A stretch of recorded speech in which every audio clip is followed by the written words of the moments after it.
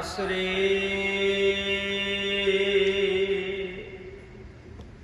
ਮਹਲਾ ਪੰਜਵਾ। ਜਹ ਜਹ ਪੇਖੋਂ ਤਹ ਹਜੂਰ, ਦੂਰ ਕਤਹੁ ਨਾ ਜਾਏ।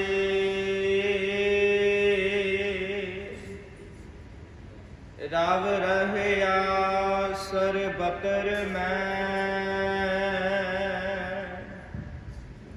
ਮਨ ਸਦਾ ਧਿਆਈ। ਜਹ ਜਹ ਪੇਖੋ ਤਹ ਹਜੂਰ, ਦੂਰ ਕਤਹੁ ਨਾ ਜਾਏ।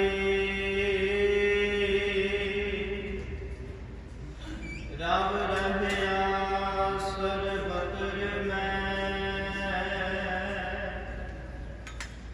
ਮਨ ਸਦਾ ਧਿਆਈ। ਏਤ ਊਤ ਨਹੀਂ ਬੇਛੁੜੈ, ਸੋ ਸੰਗੇ ਗਣੀਐ।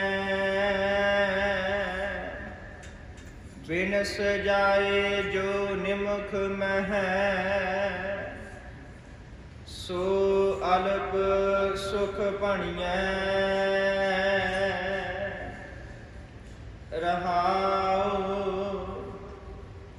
ਪ੍ਰਤਪਾਲੈ ਅਪਿਆਉ ਦੇ,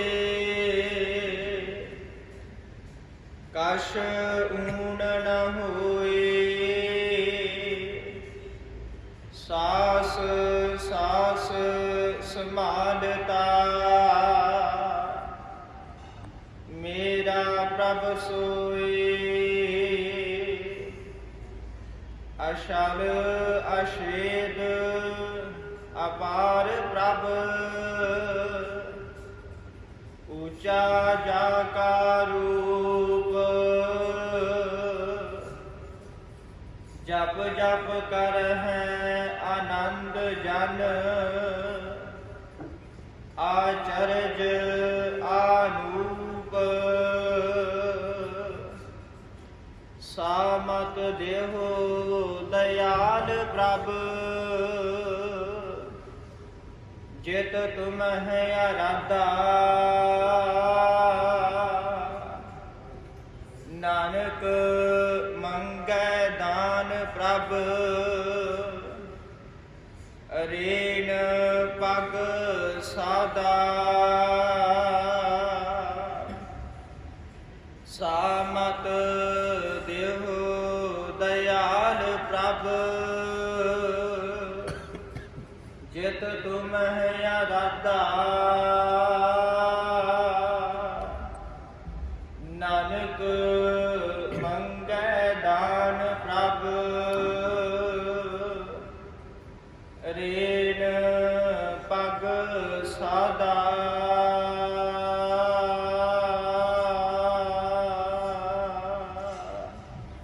ਵਾਹਿਗੁਰੂ ਜੀ ਕਾ ਖਾਲਸਾ, ਵਾਹਿਗੁਰੂ ਜੀ ਕੀ ਫਤਿਹ। ਵਾਹਿਗੁਰੂ ਜੀ ਕਾ ਖਾਲਸਾ, ਵਾਹਿਗੁਰੂ ਜੀ ਕੀ ਫਤਿਹ। ਸਤਨਾਮ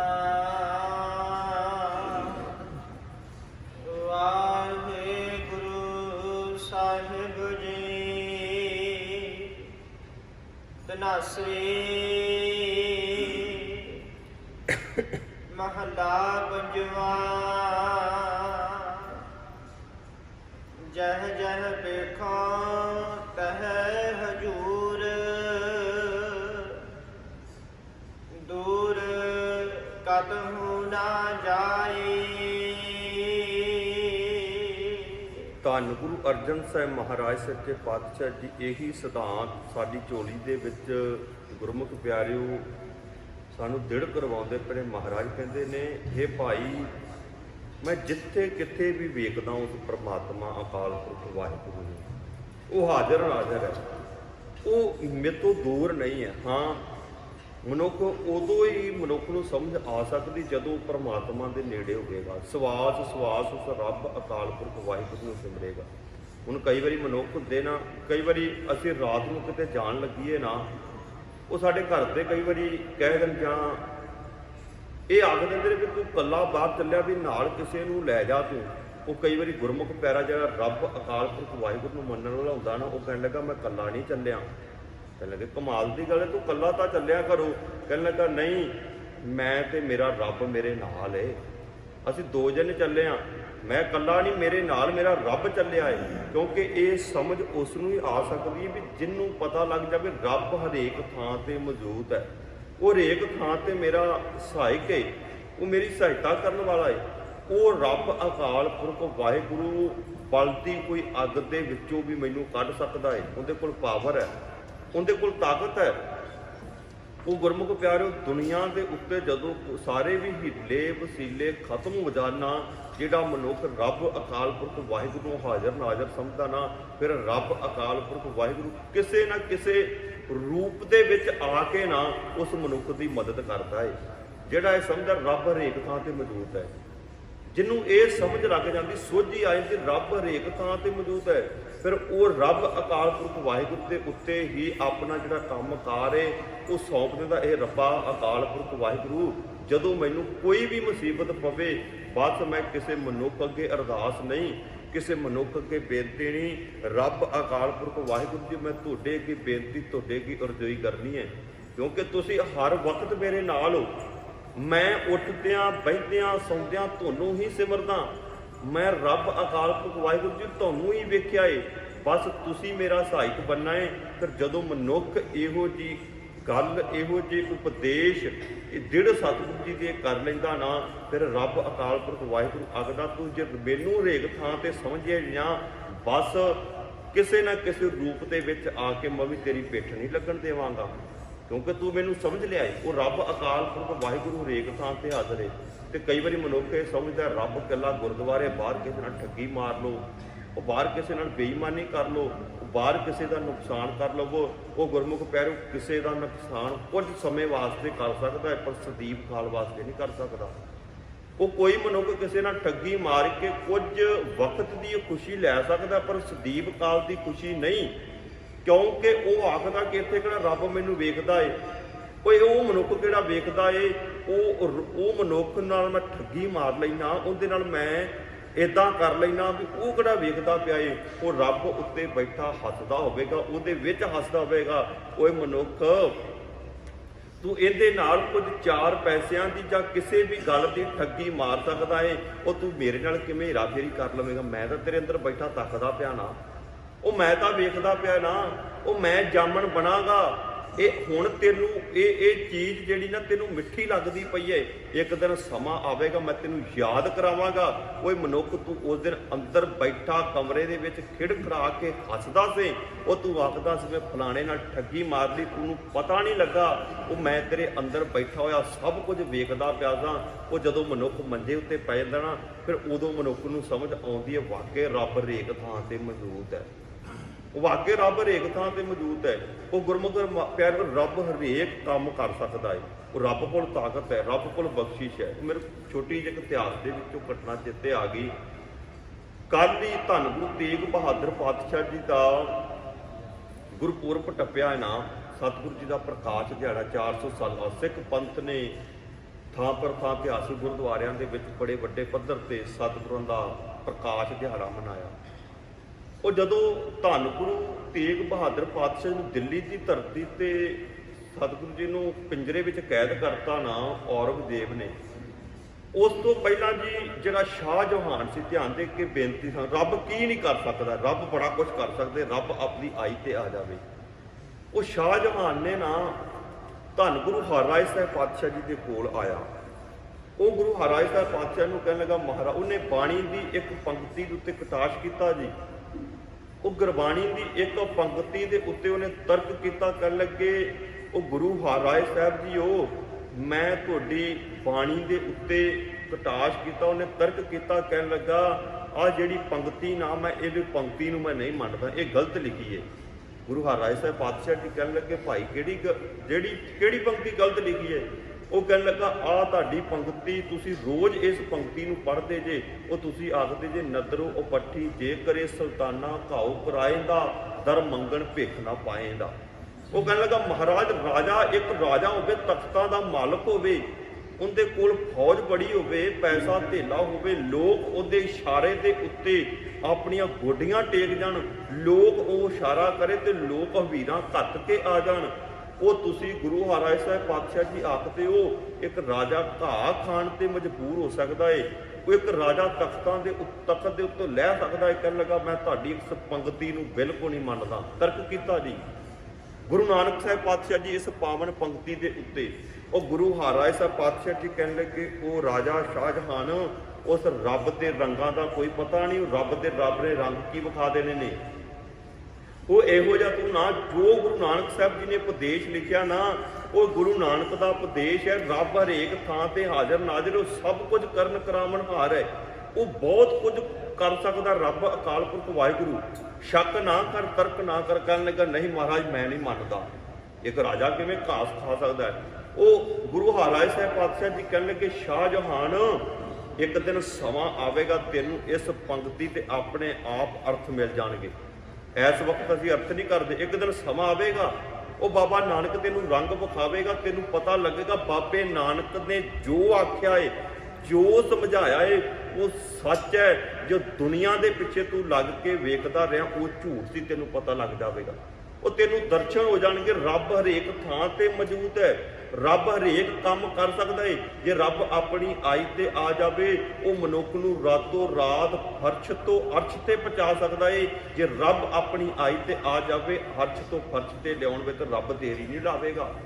ਉਹ ਗੁਰੂ ਨਾਨਕ ਸਾਹਿਬ ਪਾਤਸ਼ਾਹ ਜੀ ਦੀ ਪਾਵਨ ਪੰਕਤੀ ਤੇ ਸ਼ਾਹਜਹਾਨ ਨੇ ਪ੍ਰਕਾਸ਼ ਕੀਤਾ ਜੀ, ਤਰਕ ਕੀਤਾ।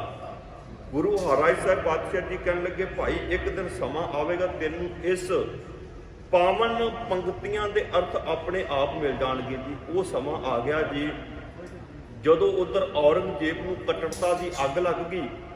ਇਹ ਤਖਤਾਂ ਦੇ ਉੱਤੇ ਬਹਿਣ ਵਾਸਤੇ ਇਹਨੇ ਪਹਿਲਾਂ ਆਪਣੀ ਭੈਣ ਦਾ ਕਤਲ ਕਰਵਾਇਆ, ਆਪਣੇ ਭਰਾਵਾਂ ਦਾ ਕਤਲ ਕਰਵਾਇਆ, ਕਿਉਂਕਿ ਉਹਦੇ ਅੰਦਰ ਧਰਮ ਦੇ ਨਾਂ ਤੇ ਉਹ ਜਿਹੜਾ ਕਿ ਤਖਤ ਦੇ ਉੱਤੇ ਬੈਠ ਗਿਆ, ਪਰ ਹੈ ਆਪਣੇ ਆਪ ਨੂੰ ਧਰਮੀ ਬੜਾ ਖਵਾਉਂਦਾ ਸੀ, ਪਰ ਜ਼ੁਲਮ ਬਹੁਤ ਕਰਦਾ ਸੀ।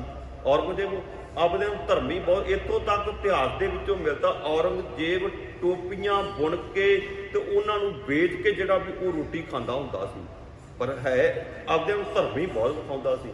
ਪਰ ਰੱਬ ਅਕਾਲ ਪੁਰਖ ਵਾਹਿਗੁਰੂ ਸਾਰਿਆਂ ਦੇ ਵਿੱਚ ਨਹੀਂ ਵੇਖਦਾ ਸੀ। ਉਹ ਇੱਕ ਢਕਵੰਜ ਕਰਦਾ ਸੀ, ਇੱਕ ਪਖੰਡ ਕਰਦਾ ਸੀ। ਜੇ ਰੱਬ ਸਾਰਿਆਂ ਵਿੱਚ ਵੇਖਦਾ ਹੁੰਦਾ, ਸਾਰਿਆਂ ਨੂੰ ਧਰਤੀ ਸਰਮਾ ਦੇ ਦਿੰਦਾ, ਤਾਂ ਉਹਨੇ ਜ਼ੁਲਮ ਨਹੀਂ ਕਰਨਾ ਸੀ। ਉਹਨੇ ਇਹ ਪਹਿਲਾਂ ਆਪਣੀ ਭੈਣ ਦਾ ਕਤਲ ਕਰਵਾਇਆ ਜੀ, ਆਪਣੇ ਭਰਾਵਾਂ ਦਾ ਕਤਲ ਕਰਵਾਇਆ। ਹੁਣ ਉਹਨੇ ਆਪਣੇ ਪਿਤਾ ਨੂੰ ਉਹਨੇ ਇੱਕ ਜੇਲ੍ਹ ਦੇ ਵਿੱਚ ਨਜ਼ਰਬੰਦ ਕਰ ਦਿੱਤਾ, ਉਹਨਾਂ ਦੇ ਪਿਓ ਨੂੰ ਕੈਦ ਕਰਵਾ ਦਿੱਤਾ।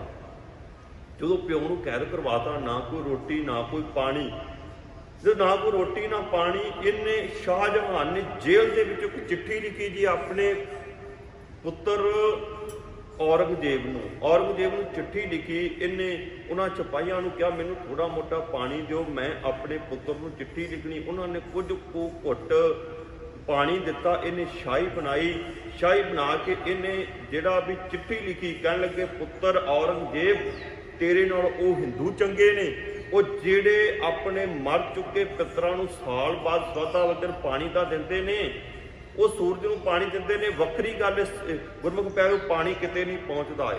ਇਹ ਸਾਡੀ ਗੁਰਮਤ ਇਹ ਸਮਝਾਉਂਦੀ ਹੈ ਮਾਤਾ ਪਿਤਾ ਦੀ ਸੇਵਾ ਜਿਉਂਦਿਆਂ ਜੀ ਕੀਤੀ ਹੋਈ ਉਹੀ ਸੇਵਾ ਥਾਂ ਪੈਂਦੀ ਹੈ। ਉਹ ਗੁਰਮਤ ਸਾਨੂੰ ਇਹ ਸਮਝਾਉਂਦੀ ਹੈ। ਪਰ ਉਹ ਸ਼ਾਹਜਹਾਨ ਨੇ ਆਖਿਆ ਤੇਰੇ ਨਾਲ ਉਹ ਹਿੰਦੂ ਹੀ ਚੰਗੇ ਨੇ ਜਿਹੜੇ ਆਪਣੇ ਮਰ ਚੁੱਕੇ ਪਿੱਤਰਾਂ ਨੂੰ ਪਾਣੀ ਤਾਂ ਦਿੰਦੇ ਨੇ।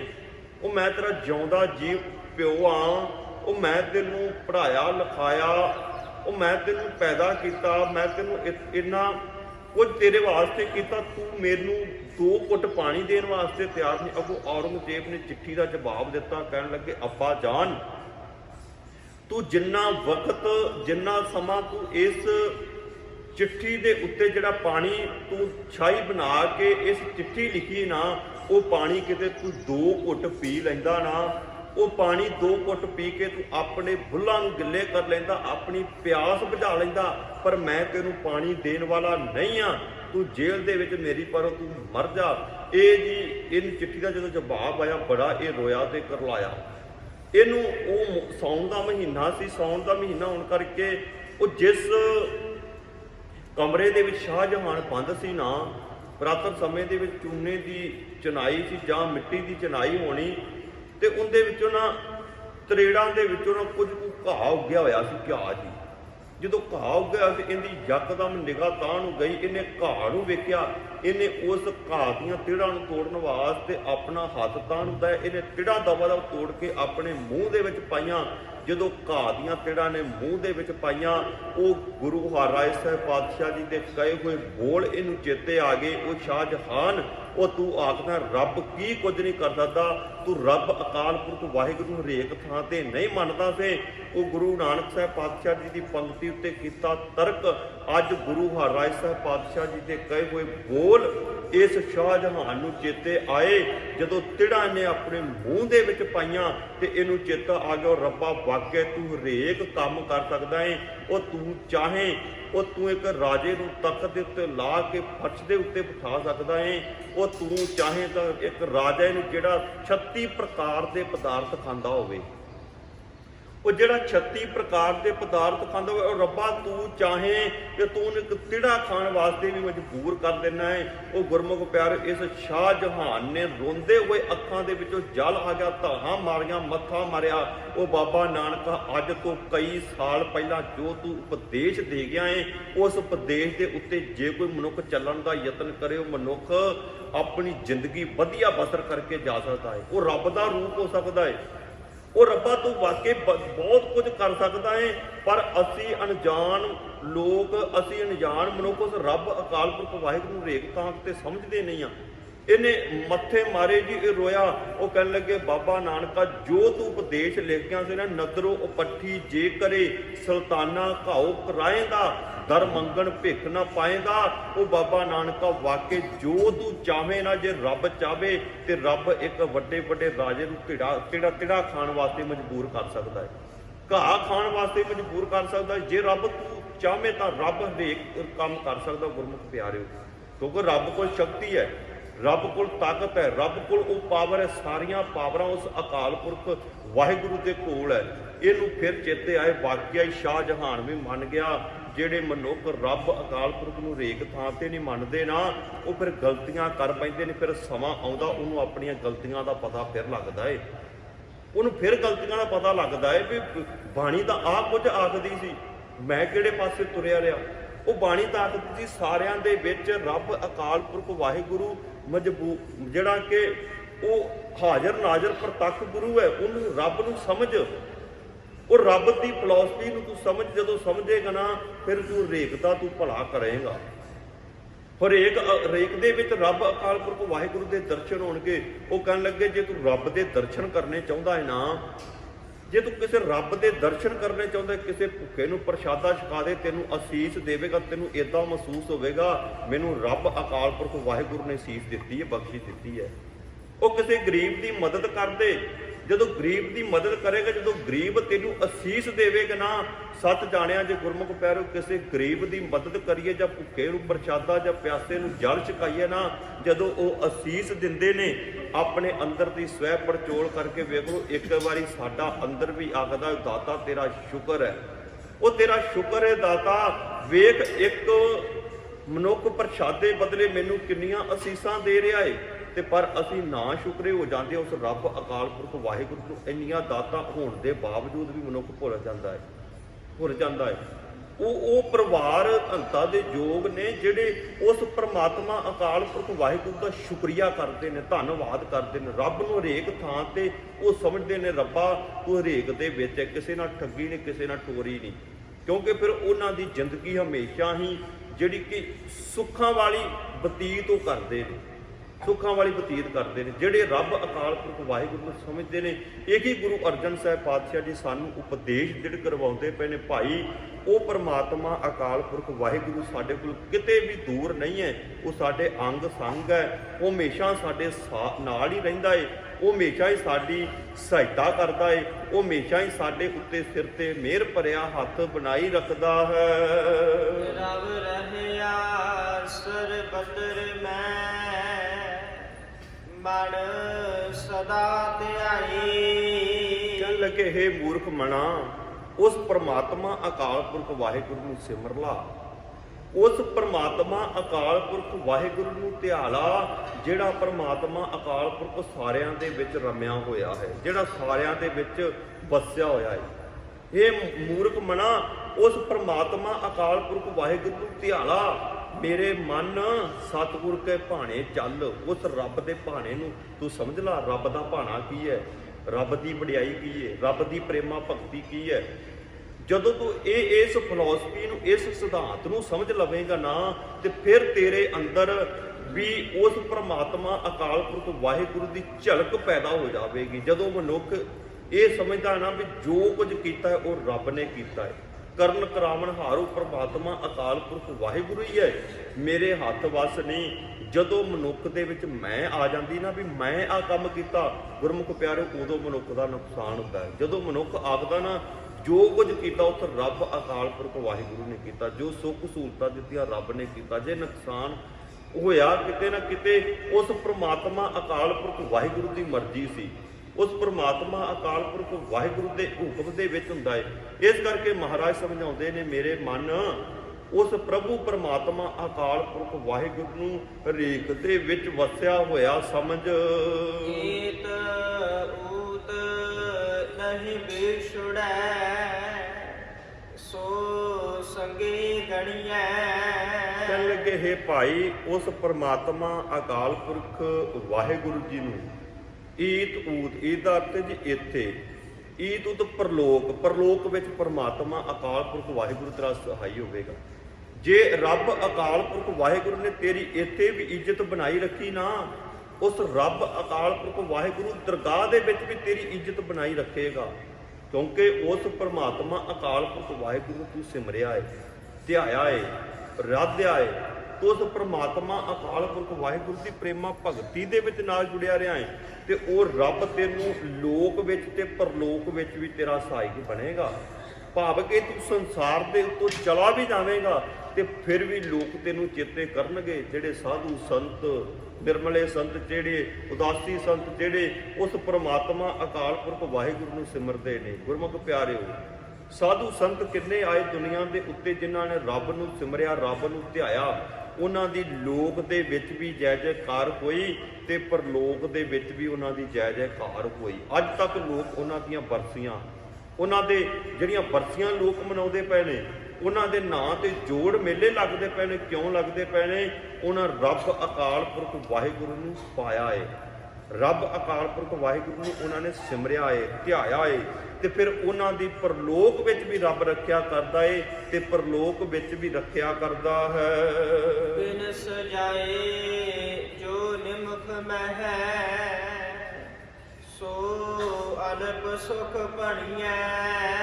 ਕਹਿਣ ਲੱਗੇ, ਜਿਸ ਸੁੱਖ ਦੀ ਖਾਤਰ ਤੂੰ ਭੱਜਾ ਫਿਰਦਾ ਹੈ। ਕਈ ਵਾਰੀ ਮਨੁੱਖ ਬਨਾਉਟੀ ਸੁੱਖ ਲੈਣ ਵਾਸਤੇ ਨਾ ਬਥੇਰੇ ਯਤਨ ਕਰਦਾ ਹੈ।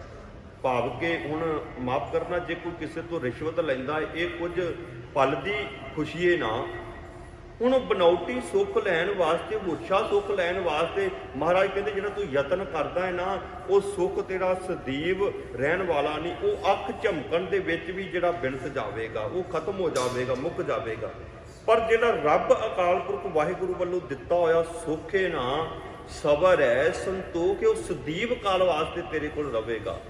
ਪਰ ਜਿਹੜਾ ਮਨੁੱਖ ਬਨਾਉਟ, ਹੁਣ ਮਨੁੱਖ ਕੋਈ ਬੰਦਾ ਬਿਮਾਰ ਹੋ ਜਾਵੇ, ਉਦਾਹਰਨ ਦੇ ਕੇ ਦਾਸ ਆਪ ਜੀ ਦੇ ਨਾਲ ਵਿਚਾਰ ਸਾਂਝੀ ਕਰਦਾ ਜੀ, ਕੋਈ ਮਨੁੱਖ ਬਿਮਾਰ ਹੋ ਜਾਵੇ ਜੀ, ਹੁਣ ਜਦੋਂ ਮਨੁੱਖ ਬਿਮਾਰ ਹੋ ਜਾਏ, ਉਹਨੂੰ ਬਨਾਉਟੀ ਜਿਹੜੀ ਆਕਸੀਜਨ ਦਿੱਤੀ ਜਾਵੇ, ਸਵਾਸ ਦਿੱਤੇ ਜਾਣ, ਉਹ ਬਨਾਉਟੀ ਸਵਾਸ ਤੇ ਮਨੁੱਖ ਕਿੰਨਾ ਕੁ ਚਿਰ ਜਿਵੇਗਾ, ਕਿੰਨਾ ਕੁ ਚਿਰ ਕੱਢੇਗਾ, ਕਿੰਨਾ ਕੁ ਚਿਰ ਉਹ ਉਹਦੇ ਨਾਲ ਚੱਲੇਗਾ, ਕਿਉਂਕਿ ਉਹ ਕੁਝ ਸਮੇਂ ਦਾ ਉਹਨੂੰ ਸੁੱਖ ਦਿੱਤਾ ਜਾ ਸਕਦਾ ਹੈ। ਕੁਝ ਸਮੇਂ ਵਾਸਤੇ ਉਹਨੂੰ ਸਵਾਸ ਦਿੱਤੇ ਜਾ ਸਕਦੇ ਨੇ, ਪਰ ਸਦੀਵ ਕਾਲ ਵਾਸਤੇ ਤਾਂ ਰੱਬ ਅਕਾਲ ਪੁਰਖ ਵਾਹਿਗੁਰੂ ਜਿਹੜੇ ਕੁਦਰਤੀ ਤੌਰ ਤੇ ਸਾਨੂੰ ਸਵਾਸ ਮਿਲਦੇ ਪਏ ਨੇ। ਅਸਲੀ ਤਾਂ ਲਾਹੇਬੰਦ ਉਹ ਹੀ ਨਾ, ਨਹੀਂ ਤਾਂ ਮਨੁੱਖ ਬਨੌਟੀ ਤੌਰ ਤੇ ਜਿਹੜਾ ਵੀ ਉਹਨੂੰ ਜਿਉਣ ਵਾਸਤੇ ਆਕਸੀਜਨ ਦਿੱਤੀ ਜਾ ਰਹੀ ਹੈ, ਉਹ ਸਿਲੰਡਰ ਨਾਲ ਚੱਕਣਾ ਪਵੇਗਾ, ਉਹ ਨਾ ਕਿਤੇ ਚੰਗੀ ਤਰ੍ਹਾਂ ਜਾ ਸਕਦਾ ਨਾ ਆ ਸਕਦਾ। ਉਹ ਮਹਾਰਾਜ ਕਹਿਣ ਲੱਗੇ ਜਿਹੜਾ ਵੀ ਕੁਝ ਸਮੇਂ ਵਾਸਤੇ ਜਿਹੜਾ ਸੁੱਖ ਹੈ ਨਾ ਬਨੌਟੀ, ਇਹ ਕਿਸੇ ਕੰਮ ਦਾ ਨਹੀਂ। ਜਿਹੜਾ ਸਦੀਵ ਕਾਲ ਦਾ ਸੁੱਖ ਹੈ ਨਾ, ਉਹ ਪਰਮਾਤਮਾ ਅਕਾਲ ਪੁਰਖ ਵਾਹਿਗੁਰੂ ਤੋਂ ਮੰਗਿਆ ਕਰ।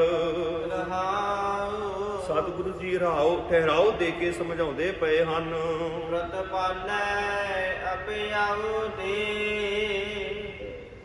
ਕਛ ਊਣ ਨ ਹੋਈ। ਕਹਿਣ ਲੱਗੇ ਉਹ ਪਰਮਾਤਮਾ ਅਕਾਲ ਪੁਰਖ ਵਾਹਿਗੁਰੂ ਹੈ ਭਾਈ, ਸਾਨੂੰ ਉਹ ਪਰਮਾਤਮਾ ਅਕਾਲ ਪੁਰਖ ਵਾਹਿਗੁਰੂ ਪਾਲਦਾ ਪਿਆ ਹੈ। ਉਹ ਜਿੱਥੇ ਉਸ ਪਰਮਾਤਮਾ ਅਕਾਲ ਪੁਰਖ ਨੇ ਸਾਨੂੰ ਦਾਤ ਦਿੱਤੀ, ਇਹ ਸਰੀਰ ਦਿੱਤਾ, ਇਸ ਸਰੀਰ ਨੂੰ ਚਲਾਉਣ ਵਾਸਤੇ ਕਈ ਪ੍ਰਕਾਰ ਦੇ ਸਾਨੂੰ ਭੋਜਨ ਪਦਾਰਥ ਦਿੱਤੇ, ਆਉਣ ਜਾਣ ਵਾਸਤੇ ਗੱਡੀਆਂ ਕਾਰਾਂ, ਰਹਿਣ ਵਾਸਤੇ ਸੁੰਦਰ ਮਕਾਨ ਦਿੱਤਾ। ਕਹਿਣ ਲੱਗੇ ਉਸ ਪਰਮਾਤਮਾ ਅਕਾਲ ਪੁਰਖ ਵਾਹਿਗੁਰੂ ਦੀਆਂ ਇਹਨਾਂ ਦਿੱਤੀਆਂ ਹੋਈਆਂ ਦਾਤਾਂ ਦਾ ਸ਼ੁਕਰੀਆ ਕਰਿਆ ਕਰ। ਸਾਸ ਸਾਸ ਸਮਾਨਤਾ ਮੇਰਾ ਪ੍ਰਭ ਸੋਈ। ਕਹਿਣ ਲੱਗੇ ਉਹ ਪ੍ਰਭੂ ਪਰਮਾਤਮਾ ਅਕਾਲ ਪੁਰਖ ਵਾਹਿਗੁਰੂ ਨਾ ਜਿਹੜਾ ਉਹ ਸਾਡੇ ਨਾਲ ਹਰੇਕ ਸਮੇਂ, ਉਹ ਸਾਥ ਹੀ ਸਵਾਸ ਸਾਡੇ ਨਾਲ ਰਹਿੰਦਾ ਏ। ਇਸ ਕਰਕੇ ਰੱਬ ਅਕਾਲ ਪੁਰਖ ਵਾਹਿਗੁਰੂ ਦਾ ਧੰਨਵਾਦ ਕਰਿਆ ਕਰ। ਅਸ਼ਦ ਅਸ਼ੇਦ ਅਪਾਰ ਪ੍ਰਭ। ਕਹਿਣ ਲੱਗੇ ਜਿਹੜਾ ਪਰਮਾਤਮਾ ਅਕਾਲ ਪੁਰਖ ਵਾਹਿਗੁਰੂ ਛਲਿਆ ਨਹੀਂ ਜਾ ਸਕਦਾ, ਉਹ ਨਾਸ਼ ਨਹੀਂ ਕੀਤਾ ਜਾ ਸਕਦਾ, ਜਿਸ ਦੀ ਹਸਤੀ ਸਭ ਤੋਂ ਉੱਚੀ ਹੈ ਪਰਮਾਤਮਾ ਅਕਾਲ ਪੁਰਖ, ਉਹ ਕਿਸੇ ਤੋਂ ਛਲਿਆ ਨਹੀਂ ਜਾਂਦਾ। ਹਾਂ, ਮਨੁੱਖ ਕਿਸੇ ਤੋਂ ਛਲਿਆ ਜਾ ਸਕਦਾ ਹੈ, ਕਿਸੇ ਦੇ ਬੋਲਾਂ ਦੇ ਨਾਲ ਉਸ ਦੇ ਵਲਗੇ ਦੇ ਵਿੱਚ ਆ ਸਕਦਾ ਹੈ, ਉਹਦੀ ਉਹ ਕੈਦ ਦੇ ਵਿੱਚ ਜਾ ਸਕਦਾ, ਉਹਦੇ ਮੁਤਾਬਕ ਚੱਲ ਸਕਦਾ ਹੈ, ਪਰ ਰੱਬ ਅਕਾਲ ਪੁਰਖ ਵਾਹਿਗੁਰੂ ਛਲਿਆ ਨਹੀਂ ਜਾ ਸਕਦਾ। ਜੇ ਉਸ ਰੱਬ ਨੂੰ ਕੋਈ ਛਲਣ ਦਾ ਯਤਨ ਕਰੇ ਕਦੇ ਵੀ ਨਹੀਂ ਛਲ ਸਕਦਾ। ਹਾਂ, ਅਸੀਂ ਦੁਨਿਆਵੀ ਲੋਕ ਰੱਬ ਦੀ ਸੋਝੀ ਘੱਟ ਹੋਣ ਕਰਕੇ ਅਸੀਂ ਛਲੇ ਜਾ ਸਕਦੇ ਹਾਂ, ਕਿਸੇ ਦੇ ਕੀਤੇ ਹੋਏ ਪਖੰਡ ਦੇ ਜਾਲ ਦੇ ਵਿੱਚ ਅਸੀਂ ਫਸ ਸਕਦੇ ਹਾਂ, ਪਰ ਰੱਬ ਅਕਾਲ ਪੁਰਖ ਵਾਹਿਗੁਰੂ ਕਿਸੇ ਦੇ ਵੀ ਜਾਲ ਦੇ ਵਿੱਚ ਨਹੀਂ ਫਸ ਸਕਦਾ ਹੈ। ਜਾ ਕਾ ਰੂਪ ਜਿਸ ਪ੍ਰਮਾਤਮਾ ਅਕਾਲ ਪੁਰਖ ਵਾਹਿਗੁਰੂ ਦਾ ਬੜਾ ਉੱਚਾ ਰੂਪ ਹੈ, ਉਹ ਪ੍ਰਮਾਤਮਾ ਅਕਾਲ ਪੁਰਖ ਵਾਹਿਗੁਰੂ ਅਗੰਮ ਅਗੋਚਰ ਬੇਸ਼ੁਮਾਰ ਹੈ। ਜਪ ਜਪ ਕਰ ਹੈ ਆਨੰਦ ਜਨ ਆਚਰਜ ਆਨੂਪ। ਕਹਿਣ ਲੱਗੇ ਉਸ ਪਰਮਾਤਮਾ ਅਕਾਲ ਪੁਰਖ ਵਾਹਿਗੁਰੂ ਨੂੰ ਜਿਨ੍ਹਾਂ ਨੇ ਸਿਮਰਿਆ ਤੇ ਹੈਰਾਨ ਕਰਨ ਵਾਲਾ ਹੈ, ਜਿਸ ਦੇ ਬਰਾਬਰ ਹੋਰ ਕੋਈ ਨਹੀਂ, ਉਸ ਦੀ ਭਗਤੀ ਜਪ ਤਪ ਕਰਨ ਦੇ ਨਾਲ ਬਹੁਤ ਆਨੰਦ ਮਾਣਦੇ ਹਨ। ਸਾਮਤ ਦੇਹੁ ਦਇਆਲ ਪ੍ਰਭ ਜਿਤ ਤੁਮ ਹੈ ਆਰਾਧਾ। ਕਹਿਣ ਲੱਗੇ ਹੈ ਦਇਆ ਦੇ ਘਰ ਹੈ ਪਰਮਾਤਮਾ ਅਕਾਲ ਪੁਰਖ ਵਾਹਿਗੁਰੂ ਜੀਓ, ਮੈਂ ਆਪ ਜੀ ਨੂੰ ਸਮਝਣਾ ਚਾਹੁੰਦਾ, ਤੁਸੀਂ ਬਖਸ਼ਿਸ਼ ਕਰੋ, ਤੁਸੀਂ ਮਿਹਰ ਭਰਿਆ ਹੱਥ ਰੱਖੋ, ਤੁਹਾਡੀ ਬਰਕਤ ਦੇ ਨਾਲ ਹੀ ਸਤਿਗੁਰੂ ਜੀ ਆ ਜੋ ਕੁਝ ਜੀ ਸਮਝਾਇਆ ਹੈ ਨਾ, ਇਹ ਤੁਹਾਡੀ ਬਰਕਤ ਦੇ ਨਾਲ ਹੀ ਮੈਨੂੰ ਮਿਲ ਸਕਦਾ ਹੈ। ਜੇ ਤੁਹਾਡੀ ਕਿਰਪਾ ਹੋਵੇ, ਤੁਹਾਡੀ ਬਖਸ਼ਿਸ਼ ਹੋਵੇ, ਤੇ ਤਾਂ ਹੀ ਪ੍ਰਮਾਤਮਾ ਅਕਾਲ ਪੁਰਖ ਵਾਹਿਗੁਰੂ ਜੋ ਤੁਸੀਂ ਉਪਦੇਸ਼ ਜਿਹੜੇ ਕਰਵਾਉਂਦੇ ਜੇ, ਜਿਸ ਰਸਤੇ ਤੇ ਤੁਰਨਾ ਚਾਹੁੰਦੇ ਜੇ, ਰੱਬ ਜੀ ਉਸ ਦਿਨ ਮੈਂ ਤੁਰਾਂਗਾ ਜਿਸ ਦਿਨ ਤੁਸੀਂ ਉਦਮ ਤੇ ਉਪਰਾਲਾ ਮੈਨੂੰ ਬਖਸ਼ੋਗੇ। ਨਾਨਕ ਮੰਗੈ ਦਾਨ ਪ੍ਰਭ ਰੇਣ ਪਗ ਸਾਦਾ। ਕਹਿਣ ਲੱਗੇ ਹੈ ਪ੍ਰਭੂ, ਨਾਨਕ ਆਖਦਾ ਹੈ, ਗੁਰੂ ਅਰਜਨ ਸਾਹਿਬ ਪਾਤਸ਼ਾਹ ਜੀ ਗੁਰੂ ਨਾਨਕ ਸਾਹਿਬ ਜੀ ਦਾ ਜਿਹੜਾ ਵਿਸ਼ਰਾਮ ਦੇ ਕੇ ਗੁਰੂ ਨਾਨਕ ਸਾਹਿਬ ਜੀ ਦੀ ਮੋਹਰ ਵਰਤ ਕੇ ਮਹਾਰਾਜ ਕਹਿੰਦੇ ਨੇ, ਮੈਂ ਉਹਨਾਂ ਸੰਤ ਜਨਾਂ ਦੀ ਧੂੜ ਮੰਗਦਾ ਜਿਹੜੇ ਆਪ ਪ੍ਰਮਾਤਮਾ ਅਕਾਲ ਪੁਰਖ ਵਾਹਿਗੁਰੂ ਦੇ ਨਾਲ ਜੁੜੇ ਹੋਏ ਨੇ, ਜਿਹੜੇ ਉਹ ਪ੍ਰਮਾਤਮਾ ਅਕਾਲ ਪੁਰਖ ਵਾਹਿਗੁਰੂ ਦੇ ਨਾਲ ਜੁੜੇ। ਮੈਂ ਐਸੇ ਸੰਗੀਆਂ ਦਾ ਸੰਗ ਕਰਨਾ ਚਾਹੁੰਦਾ ਹਾਂ, ਮੈਂ ਐਸੇ ਮਨੁੱਖਾਂ ਨੂੰ ਮਿਲਣਾ ਚਾਹੁੰਦਾ ਹਾਂ ਜਿਹੜੇ ਆਪ ਜੁੜੇ ਹੋਏ ਤੇ ਹੋਰਾਂ ਨੂੰ ਜੋੜਨ ਦੀ ਸਮਰੱਥਾ ਰੱਖਦੇ ਨੇ, ਉਹਨਾਂ ਕੋਲ ਤਾਕਤ ਹੈ। ਨਾਨਕ ਮੰਗੇ ਦਾਨ, ਕਹਿਣ ਇਹ ਨਾਨਕ ਇਹੀ ਦਾਨ ਮੈਂ ਪ੍ਰਮਾਤਮਾ ਅਕਾਲ ਪੁਰਖ ਵਾਹਿਗੁਰੂ ਤੋਂ ਮੰਗਦਾ। ਇਹ ਰੱਬਾ ਅਕਾਲ ਪੁਰਖ ਵਾਹਿਗੁਰੂ, ਮੈਨੂੰ ਵੀ ਸੋਝੀ ਦੇ, ਮੈਨੂੰ ਵੀ ਸਮਝ ਦੇ, ਤਾਂ ਕਿ ਮੈਂ ਉਸ ਪਰਮਾਤਮਾ ਅਕਾਲ ਪੁਰਖ ਵਾਹਿਗੁਰੂ ਦੇ ਇਸ ਜ਼ਬਾਨ ਦੇ ਨਾਲ ਉਸ ਰੱਬ ਅਕਾਲ ਪੁਰਖ ਵਾਹਿਗੁਰੂ ਦੀ ਪ੍ਰੇਮਾ ਭਗਤੀ ਵਡਿਆਈ ਕਰ ਸਕਾਂ। ਸਾਮਤ ਦੇਹੁ ਦਇਆਲ ਪ੍ਰਭ, ਜਿਤ ਤੁਮਹਿ ਅਰਾਧਾ। ਨਾਨਕ ਮੰਗੈ ਦਾਨ ਪ੍ਰਭ, ਰੇਨ ਪਗ ਸਾਦਾ। ਸਮੂਹ ਸੰਤਾਂ ਦਾ ਬਹੁਤ